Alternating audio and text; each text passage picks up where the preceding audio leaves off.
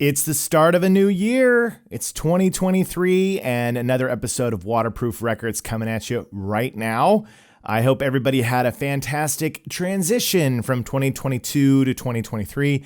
Mine's been really unique and interesting, and I'll talk a little bit about that up top. But before we get into today's episode, I hope everyone is doing fantastic, and I've missed you, thought about you lots.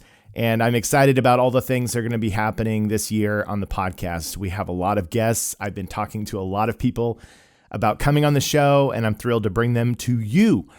Like I mentioned on the last episode, we're going to be digging into some different formats, as in not every show will be about a specific album. Like when I have guests on, we talk about other bands, other artists. We kind of cover a landscape of music and not always focus just on one album. But so in the new year, I'd like to try to do some episodes that talk about, maybe a year in particular or 5 or 10 bands that you might not be familiar with or something like that. So a lot of cool, exciting things coming your way. But it is time to dig into today's album that we're going to talk about. It's time to talk about Stone Temple Pilots' Core. Let's go. Things are gonna change, I can feel it. If this gonna be that kind of party, I'm gonna... Waterproof Records. Waterproof Records. Waterproof Records with Jacob Gibbons. That's it. Let's begin. We are going to first and foremost talk to our sponsor and say thank you, sponsor. Distrokid. That's right. Thank you to Distrokid, who makes this show possible and supports and sponsors Waterproof Records. Make sure you check out my VIP link for Distrokid, which is distrokid.com/waterproof. No, /VIP/waterproof. It's in the description of the episode. I link it all over the place in all of my social media bios. So make sure you take advantage of that. That is 30% off of your first year of using Distrokid. And you're asking yourself, Jacob, what is Distrokid? You've talked about it before, but I've zoned out completely. Well, I actually have the website right here so that I can tell you exactly, so I don't flub in my over enthusiasm explaining it. So Distrokid is a digital music distribution service that musicians use to put music into online stores and streaming services. How's that? These include iTunes, Spotify, Apple Music, YouTube Music, Amazon, Deezer, Tidal, and many more. So hopefully that gives you a better example. I need to memorize that so that I can say it just off the top of my head, but right now I'm reading. But Distrokid collects earnings and payments and sends 100% of these earnings to artists minus banking fees and applicable taxes. They have many benefits like automatic revenue splits, hyperfollow, lyric support, global timed release dates, and more. So those are just some of the things that Distrokid can offer you. Again, make sure you check out distrokid.com/VIP/waterproof. Get that 30% off for 1 year. I use them, and I have a lot of new music coming out this year that I'm going to be using for. All right, we've talked about that. So now we dig into Stone Temple Pilots' Core. If you follow me on social media, which more than likely you do, because that's how you found out about this show, you've probably seen that I did a video of Dead and Bloated. And in that video, which is only like a 15-second video, it's basically talking about it showing hearing the song off of Core with Scott Weiland's voice, singing quietly, and then it just jumping in with those roaring guitar and bass and drums and blowing me against the wall. And I'm happy to report that Robert Deleo from Stone Temple Pilots, the bass player and songwriter and musician extraordinaire, has seen it, and he has reported back to me that he loved it, and he said it was sent to him many, many times, and that made me so happy. I'm going to get a chance to meet the Deleo brothers at Rock Camp. I'm actually going to Rock Camp, which is this really cool event in March in Los Angeles. It's been going on for 25 years. And at the camp this year are the Deleo brothers from Stone Temple Pilots and from Soundgarden, Kim Thale, and a bunch of other amazing musicians. So I'm going to get to spend like 4 days just jamming with those guys, and I can't believe it. My mind is blown. And I got a chance to talk to him briefly, and I just basically said, I told him about how big of a deal STP was for me, and this album in particular, Core. Stone Temple Pilots was my first real live concert, my first live music event. I've been asked that question before. I've probably mentioned it on previous podcasts, but my first real big music event, because I feel like I went to other, whether it was going to go see, a symphony for my school or going to go see maybe a church artist or singer-songwriter. I'm sure there was stuff like that going on, but seeing a band live. I think I was in either 8th or 9th grade, right around that time. I think it was 1993.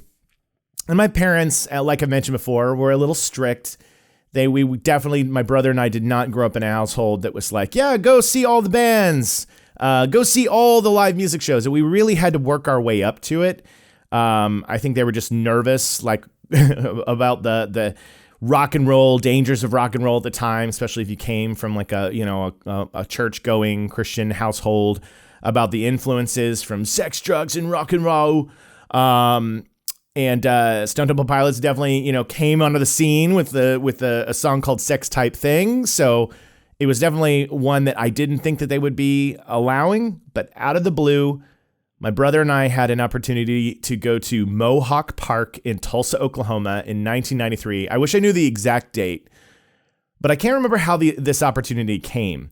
But it was one of those shows that was at an outdoor area. So I think there was a lot of room for you to go because there was grass fields. And I remember us getting the chance to go. My parents said, it's okay. And my brother and I looked at each other. We were like, what? So we drove to Mohawk Park. I think we went with 2 or 3 other friends. And the bands that night were the Flaming Lips, Butthole Surfers, and STP, Stone Temple Pilots. And it was such an unbelievably exciting night. Flaming Lips took my breath away from the moment we got there. It was a fantastic show.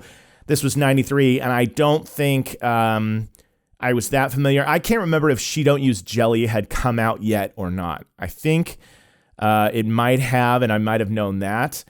But they were an Oklahoma City band, and I'd heard the name kicked around a bunch of times, but I had never, seen or heard much by them. And they really put on an incredible show, and I was smitten.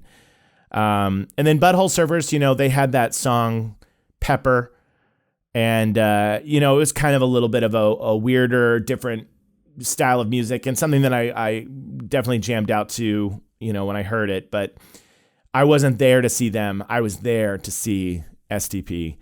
And when they took the stage, they did not disappoint. They were fantastic. They had so much energy, so much rock and roll, gravitas, and it was everything I hoped it would be and more. And that really had a lasting impression on me, seeing that show.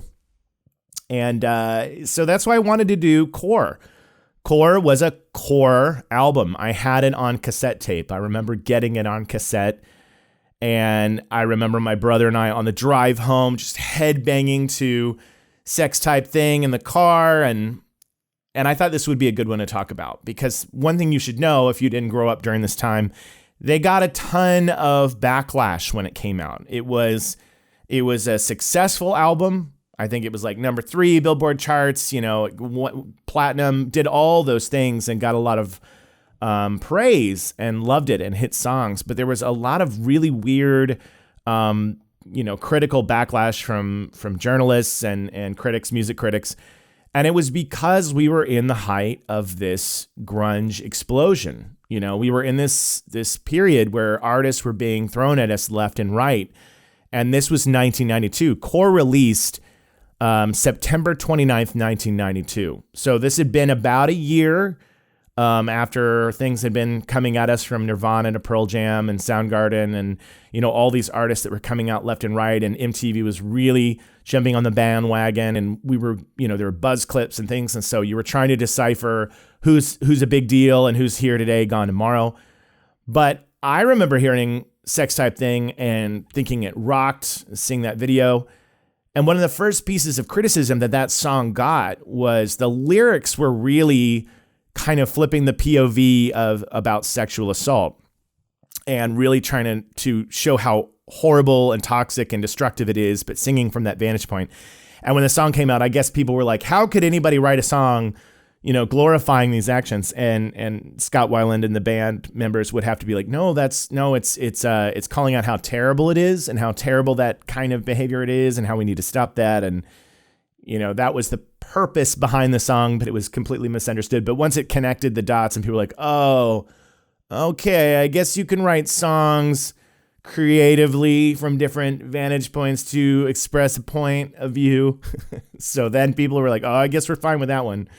But that was the intention. Weiland had said many times over how much of a supporter of women and women's rights he was. And band members have even said, like, being out with him at a bar, if Scott saw somebody talking shit to their girlfriend or whatever, he would get involved. He would defend, he would get angry, he would get worked up, and it was like, or is a fight going to break out? So he was definitely somebody that was a supporter of women and hated everything about that macho, abuse, and as we all should. And it's fitting because in 1992, if you think about it, we were coming out of the hair bands and the rock and roll and the kind of treating the women like property and just some of that culture. So it was something that was easily called out. And then only about 6-7 years later, a lot of this crazy macho stuff would return with a little bit of the new metal. I'm not saying all the new metal made that happen, but it definitely brought out that bro behavior, which has always been a problem in hard rock and in music. Well, in general, I guess. But that's besides the point. So this album was produced by Brendan O'Brien. Brendan O'Brien is a famous record producer who produced Red Hot Chili Peppers and Rage Against the Machine and Pearl Jam, and worked a ton with STP. And so this is produced by them, and it was recorded 3 weeks, I think, in San Diego. And that's really where the band came together. They're a California come-together band. Now, Robert and Dean Deleo. Dean Deleo is the guitar player. Robert Deleo is the bass player. And they are brothers, and they're from New Jersey. They're originally from New Jersey, but they came out to California, out to LA, and this part of the world when they were 18. Following their music dreams. So those guys were from New Jersey, but I believe Scott and the drummer Eric Kretz were both from San Jose. But the band came together, I think, in the late 1980s, and there's a couple variations. There's a few stories where I read a story that Robert and Scott met each other, I think singing music and, playing live music, and then figuring out that they were both dating the same girl. So I don't know. I think that was one account from Robert's perspective. And then Scott years later would say he met Robert because he and his band, what is that? Soy Descent? Yeah, I think that band, they had seen Robert play and thought he was great and wanted to get him. But I like the idea that they, hung out, talked music, went and saw these bands play, played in mutual bands, and then found out they were dating the same girl. And then she moved away, and they moved in together and moved into her apartment that was vacated. And that's kind of where the beginning comes together. And it starts out initially, it's Eric Kretz, Robert Deleo, and Scott Weiland together, and they're calling themselves at the time Mighty Joe Young. That's the name of the band. They convinced Dean Deleo to join the band. There was a different guitar player in at the time, and I think that his proficiency and skill just wasn't quite at the same level. And when Robert convinced his brother to join the band, that's when the four is complete. And that's the lineup. That is the main primary lineup of Stone Temple Pilots all the way through until they break up in 2013. And that is, Scott Weiland, Robert Deleo, Dean Deleo, and Eric Kretz. So we get them coming together, and they're called Mighty Joe Young, but apparently there was a blues artist at the time going by Mighty Joe Young. And so coming up with the band STP, the name STP, it was all about the sticker, the STP sticker, that oil, that famous logo, STP. You'd seen it on cars, you'd seen it on drag races, and they were sticking to that as they wanted to have it. And I think I've read, I don't know if it's true, maybe I can ask Robert if it's true, but they were trying everything from sticky toilet paper to vulgar word warning right here, Shirley Temple's pussy, all sorts of things like that. Things that you come up with when you're 18, 20, 21 years old in a band with a bunch of guys. But then they landed on Stone Temple Pilots, which I don't think had any meaning per se. It was just one of the things that worked with SDP. And now you hear it and you think of it as a completely normal turn of phrase. Stone Temple Pilots. It makes perfect sense. Of course, there are pilots, and they are stone and near temples. I don't know.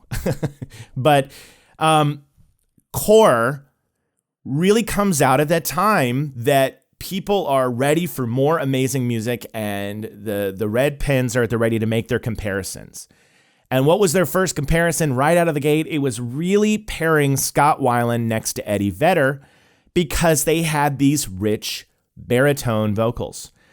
And if you listen to more than a few seconds of SDP, you can very, very clearly hear there are vast differences between Eddie Vedder's vocal style and Scott Weiland's vocal style. Both great singers.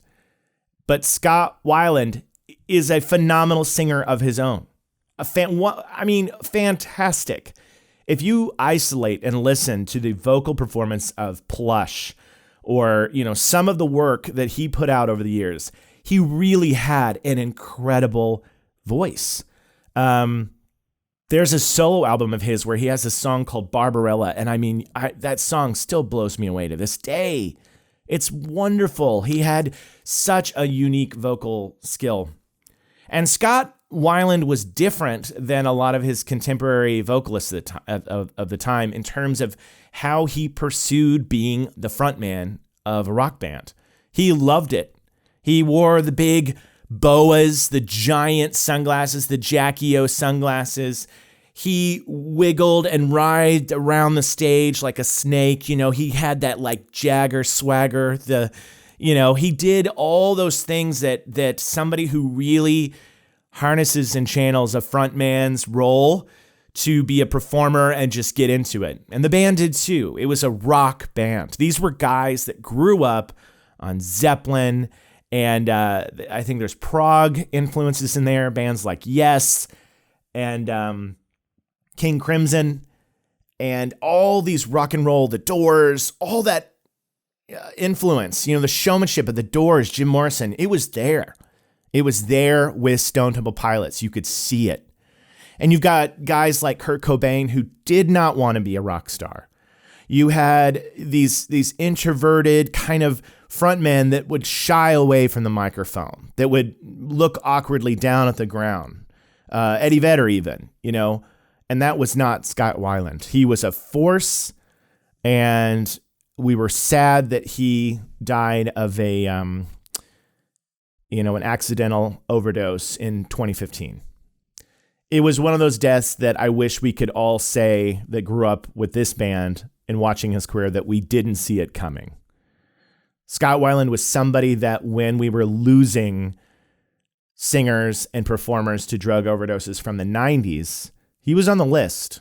He was one of those people that if you sat around and we lost Lane Staley and we lost Shannon Hoon and we lost these singers, the Sublime, and we realized we're like, well, Scott Weiland has notoriously struggled with heroin and drug addiction, and when he would be clean and sober, you'd be relieved. But then when evidence of him going back would happen, you'd be like, well, it feels like a matter of time. And it sure was. And it's interesting because you look back on that time, and we, like I've said on the show before, we've lost so many of that generation to drugs and suicide, and it's heartbreaking when you think about it. But he left behind an incredible legacy of music. And like I was saying, they were getting those comparisons to these other bands, but if an album is coming out in September 29th of 1992, they were not basing off of, they weren't basing this album off of their contemporaries. They weren't basing it off of the grunge explosion. These guys were writing songs based on the likes and interests and the songs that they grew up with. The sound that they brought together as the four of them was coming from the 70s and the 80s, and that the music that they grew up jamming out to. So just the fact that it had these similarities was because all of these guys and women at the time, they were coming from the same youth, the same stack of records, and they were all pointing their skill and talent in a very specific way. And I think you could say that Stone Temple Pilots was just a hard riff driven band. You can hum and sing to yourself like the guitar licks and rhythms of that band. It really, really stands out. Anyway, I was glad I've talked about this one because at the time it really was a big deal for me. I listened to that album over and over again, and it starts out with Dead and Bloated. So let's dig right into that. Everybody should know, and you might already know this, but Scott Weiland's voice that you're hearing at the beginning of that song, he is singing into Dean's guitar pickup. That's where his voice is being through. That's a guitar that's turned up and the voice is being captured through the pickup. He's singing into it. I think out there is like a behind the scenes footage. I think you can type in Google Scott Weiland singing into pickup and you'll see it. You can see the shot of him doing it. But you would put on that tape and you would hit play and it would be very, very soft. And then boom, here comes bow, bow, da, da, da, da. And it took your breath away and you're like, oh, hell yeah, this is going to be a fun ride of an album. And, that I am, that voice, it really stood out. But that song really sets the tone for what you're about to experience. Just a great rock and roll, at its core. I believe the album was named after like a reference to Adam and Eve and the core of the apple. But I have the list of the songs right here so I don't forget, what we're going through. Dead and Bloated. So that one really leaves its mark and you know where you're headed. I believe the story behind that song, I can't remember how that one was written. I've read a bunch about the band and when the songs came together. It's worth mentioning that while they were creating a lot of the songs for this album, Robert worked at a guitar shop on Sunset, worked at a guitar store, and Scott worked across the street from him. And I believe he was just giving rides to models going to their photo shoots. So he had a little bit more flexible time, so he could stop by where Robert was working and show him like song ideas, and he would go over there, and it was in a guitar shop. So he could come by and be like, I was thinking of this. And Scott didn't play an instrument per se, but he could hum and drum out melodies and stuff that he was thinking. And Robert could just pick up a guitar. And I believe that a song like Dead and Bloated was just like that. He would come in and say like, this is what I think, this is what I'm feeling, and bring it all together. And it's cool to think of that, because that's something I think that most of us who've been in bands and played music with other people, that process is so cool when you're bringing it together. And that's one of the things that as you dig into this band a little further, you get a sense, especially on this album, and I'm hoping it continued through, but how much of the shared voice there seemed to be in this band, that everybody was equally sharing input. This is an idea. This is an idea I have here. Let's bring it. Let's Frankenstein it together. Let's take this and this and this. Let's pair them. And I know along the way, we've talked about a lot of these famous albums where it's like one person really takes control, or this one's these two, and these two kind of sit out. But this was a very collaborative band and probably spoke to the success. Despite Scott's drug addiction problems, they probably would still be playing together today. But then we move on to Sex Type Thing, and that's a song that I talked about the controversy that was behind it, and the fact that it was really hitting head on and calling out, this macho behavior, the sexual assaults, and looking at the POV of a monster like that. But that part aside, what a riff! What an opening riff! It's a really, really and I believe this is the song that Dean Deleo had written in his head when he was 16, that opening riff. I hope I'm remembering this right. But he was thinking of, or he was listening to Led Zeppelin's In the Light. And he could hear on the main riff of In the Light, he could hear the in-between, like he could hear like a guitar riff in between every note that Jimmy Page was playing, and it came to him, and that's where he came up with it. And if you go listen to In the Light by Led Zeppelin, you can play that guitar part, and you can be like, then start picturing the guitar part for Sex Type Thing as you're listening to it, and you can totally hear it weaving in between there. And I thought that was so cool. I was like, I can absolutely hear that riff filling in the gaps of In the Light, which is just what a cool thing to know. But again, that's what I'm talking about this influence coming from the past, from these previous legends and huge bands before. These guys were forging their own way, being a San Diego, California band. And when they were getting these comparisons, like you're just cashing in on the grunge scene or you're sounding like these other artists, it's like, no, they were their own thing. It just so happened coming from same generation, same influences, and it's what happens, So obviously I can't go in song by song. I don't know details about every single song in here. But things like one thing that Core has, it has like 2 musical interludes in it. And, No Memory is just this pretty ethereal acoustic thing that was written in the studio. And this album, most of it is all live performance in the studio. I think the whole thing, start to finish, is just them jamming together and it being captured from live takes. And you can hear that energy in there. You can absolutely hear that. But things like No Memory, they write it, it's ethereal, it's dreamy, and then they realize, they're like, that's the perfect segue into Sin, the next song. And it's true. You can absolutely, you can actually hear how the tonally, the chords and everything kind of link to it perfectly. And I think that was just a happy accident. I think they had written the thing and then they're looking at it and like, this would link to that so well. Before I get to the Sin, Wicked Garden, I didn't mean to skip Wicked Garden because that is actually one of my favorite songs in the album. I love Wicked Garden. My cover band, my 90s cover band, Temple of the Dads, we do Wicked Garden. It's a fun one for me to sing. I'm happy to say that as a vocalist, I can sing a lot of what Scott Weiland sings. He's right there perfectly in my range.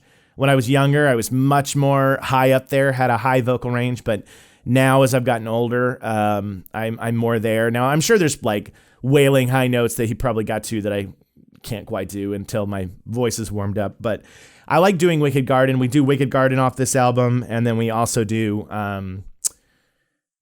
Sex Type Thing, and they are so fun to play. Wicked Garden is a fantastic song. I don't think I have any intel on that one. Sin, that opening guitar chord, that like kind of dissonant, interesting sounding guitar chord, it's very Rush sounding. It just sounds like a chord you've never heard before.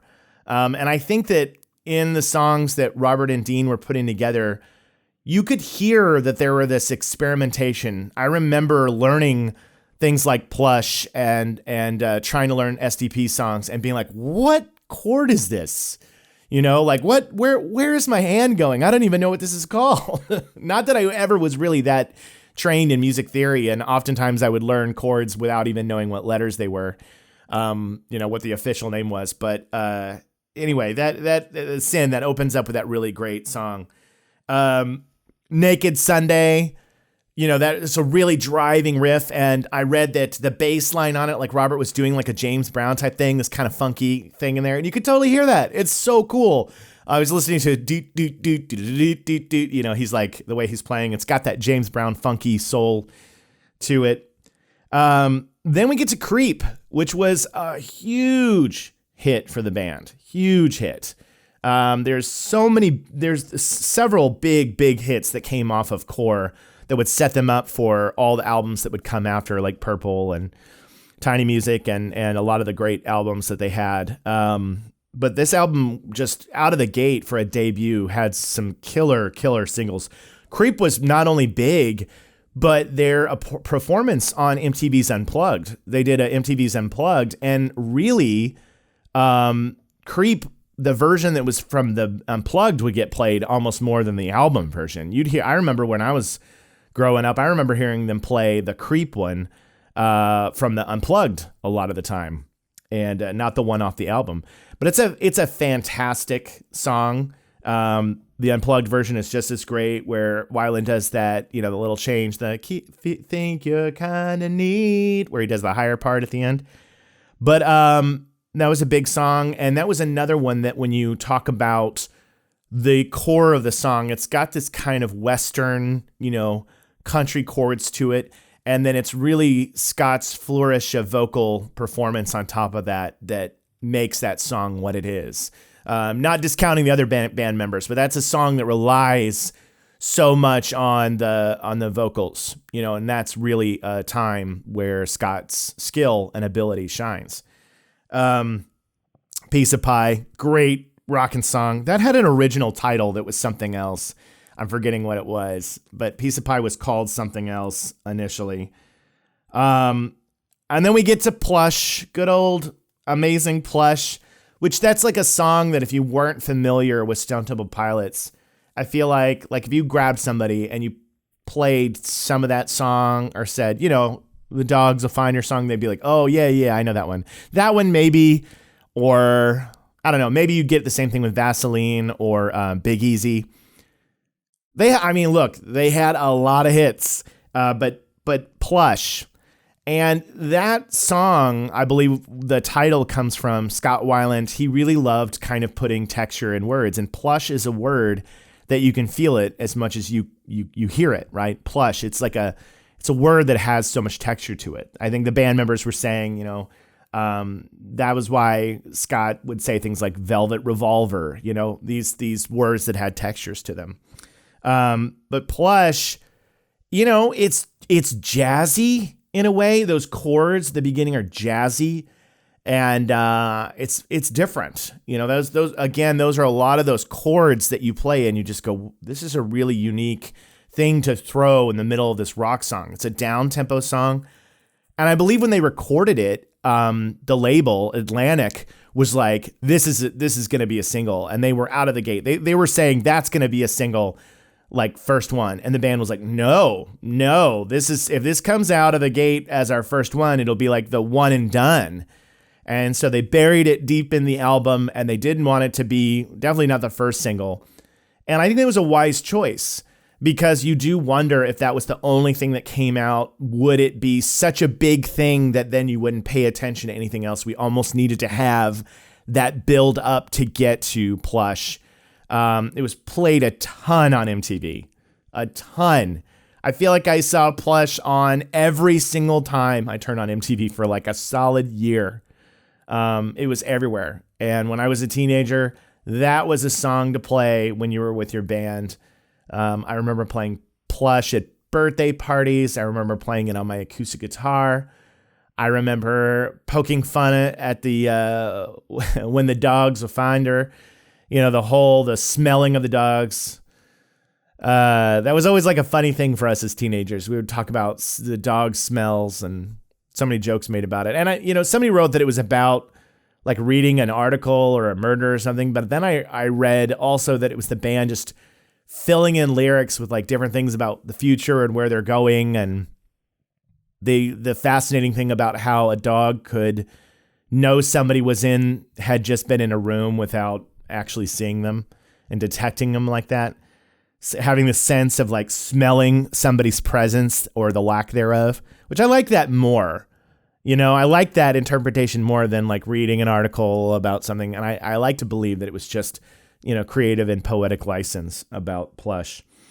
And then you get to the Wet My Bed, which I have a very specific memory about this because I remember a couple girls in the hallways at school. I hadn't bought Core yet. I hadn't got it yet. And they were already talking about, bands. Everybody's trying to be cool and outdo each other. And I remember these girls talking about this album, and they were going, "Where's my cigarette?" And they were doing that, and they were laughing to each other. And I was standing there looking at them like, yeah, I had no idea what they were talking about, but they were laughing and doing this thing. And it was totally like them having this inside joke. And then when you get the album, you realize it's just this instrumental interlude on Core where the guitar is kind of playing. And I believe it's just Robert and Scott in the studio at the time. Dean's not even in there. Maybe Eric is doing some noises and stuff, but it's very Beatlesy. It's very Jim Morrison-y. It's very kind of like that experimental 60s, goofing off in the studio, the clatter, the clangs, the sounds. I think Scott Weiland even is smoking like right up in the microphone. They're making noises and he's doing this like kind of Jim Morrison Doors-esque, where's my cigarette, talking to himself. And so those girls, they were saying this to each other in the hallway. They were quoting wet my bed and making me feel like a dork because I didn't know. But then I went out and I bought the tape and I was like, oh, now I know. Now I can do it. I probably walked up and was like, yeah. And so where's my cigarette? And they're like, we're on to something else now, Jacob. No, I'm just kidding. I actually think that they were good friends of mine. But anyway, that's the vague memory that I have about that. Cracker Man. Cracker Man was Scott. Scott was living near Skid Row. And I think he was rooming with Eric at the time, and he would go down and have breakfast. And there was a homeless man living on the streets who went by the name Cracker Man. I think that's the story there. So that was the name of the guy. And then Where the River Goes, the last song on the album, an epic 8-minute long song. And Dean had brought that riff in, and that is one of the first songs they wrote together as a band with Dean, now a member. So, yeah, I mean, I don't always do this on the show. I don't always go track by track and kind of dig into each song and tell some fun facts. But this album, start to finish, is great. It's great. If you don't mind those little interludes, they're short. But if you hit play, you can go start to finish, and every song is a banger. It is. And the band would go on. When I made the video for Dead and Bloated, I had so many people say, oh no, Purple was the album for me, or one of the other, Tiny Music, and they would list all the ones that had an influence on them. And I was like, well, I think that has to do with what album you were introduced on. And I was a guest on a pod, Run Into the Ground a couple weeks ago, and we were talking about Siamese Dream, and one of the hosts of the show was talking about how it didn't have as much of an impact on him. And I asked his age. And it was when he told me his age that I knew. I was like, oh, well, that makes perfect sense. Because I think sometimes these albums came at the perfect moment in your life. And in 1992, when that's being introduced to me, it was the perfect moment. Perfect. So if you're a few years younger, a few years older, maybe it doesn't land in that pocket in your life. But that's what music has the tendency to do.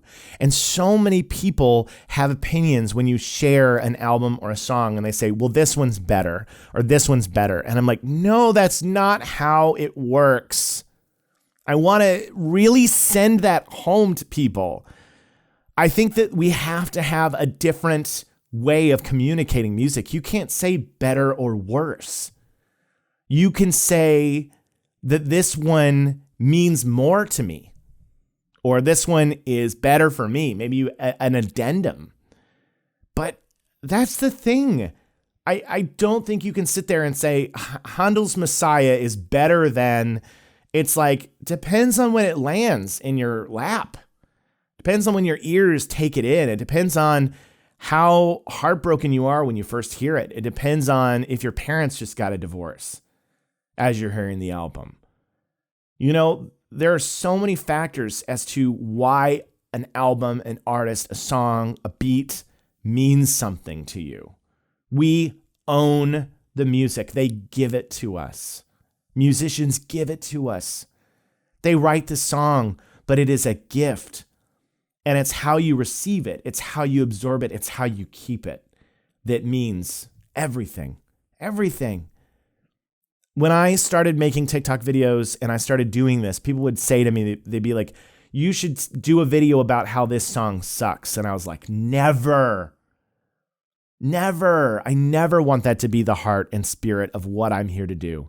Did I sit around as a teenager and talk about artists and songs that I thought sucked? Absolutely. Did I used to be a music snob? Of course. Did I used to sit there and frown and ridicule the interests and tastes of bands and artists that I wasn't into? Sure. But as I got older, I realized it was like, man, if something means something to you, oh boy, that was a terrible sentence. If it means something to you, then there's a reason why. There's a reason why it connects. Did someone you love die? And that was their favorite song. And maybe it's Spice Girls Wannabe. Maybe it's Creed. Maybe it's, Bare Naked Ladies, or maybe it's a Weird Al song. I don't know.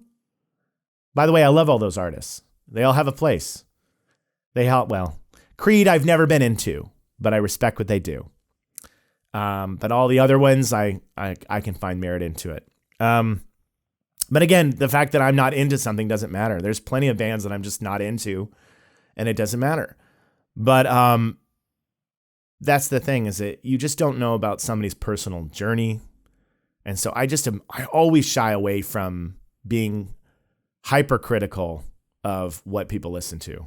I think I say this a lot on the show. I know when I had McGlockie on, we talked a little bit about being a critic as opposed to an artist. And some people are just going to do what they do and share their feelings and thoughts and emotions about what they like and what they don't like. And maybe there's a place for that. Maybe there is forums and places on the internet and social media for you to go and criticize or hate on things. And it's cathartic and it helps you get through.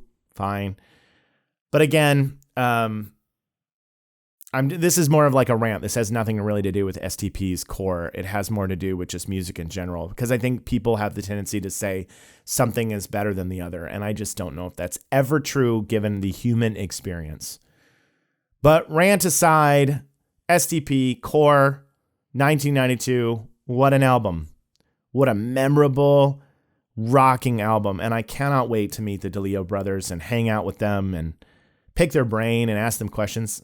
It's sad that Scott Weiland's no longer with us, but STP's still going, and I got to see them earlier in 2022 at the Redondo Beach Fest. They had their guy Jeff Gutt singing. He did great. He had a Weiland energy to him. I know he probably doesn't want to necessarily do that because he's his own man and he's doing his own thing. But if you're going to take over the responsibilities for these classic songs, these memorable songs, these legendary songs, you've got a huge pair of shoes to fill. And I thought he did a killer job. I thought he had good rock and roll energy. I thought he gave a great performance. They sounded fantastic. And I'm excited if they're recording more music. I think Robert released some solo music recently. So yeah, these are great songwriters, and I'm happy I hope I get to be good friends with them. So that's STP's core. Thank you. It probably got darker in here during the course of the show while I was recording. The sun went down. My windows were open, but the sun went down. I think I said at the top of the show that I'd had a crazy holiday season and I was going to talk about that. So I'll say that here at the end of the show before we close it out. During Christmas, Santa Claus brought the kids a kitten. We now have a kitten named Loki, so that's definitely been interesting. He's outside this door, probably wanting to get in here right now. And then the other thing that happened to me was I got gout, you guys. It was terrible. I am 44. I'll be 45 this year, but I had never had it before. Gout is essentially, it's too much uric acid in your blood, and it causes this crystals to form in your joints, and it causes a tremendous amount of pain. It was horrible. I'm still getting over it. It's been 3 weeks. And they used to call it the malady of kings because it means you were eating really well, because it comes from like really fatty, meats. And they say don't eat game meats, but I don't really ever eat those. But shellfish is bad for you, and then alcohol is bad. And so it was Christmas time. I was definitely going to some events and parties, and I wasn't really being that mindful of it. But it is incredibly painful, so painful. Anyway, so that's been my past few weeks. I haven't been in the ability to podcast, but I've got some coming at you for January, and lots more lined up to come. And it's going to be a full year of many episodes and clips coming your way. So thank you again. Don't forget to check out my sponsor, Distrokid, 30% off, distrokid.com/VIP/waterproof. Go get that 30% off your first year. And thanks again for joining me. I loved it, and we'll see you next time on Waterproof Records.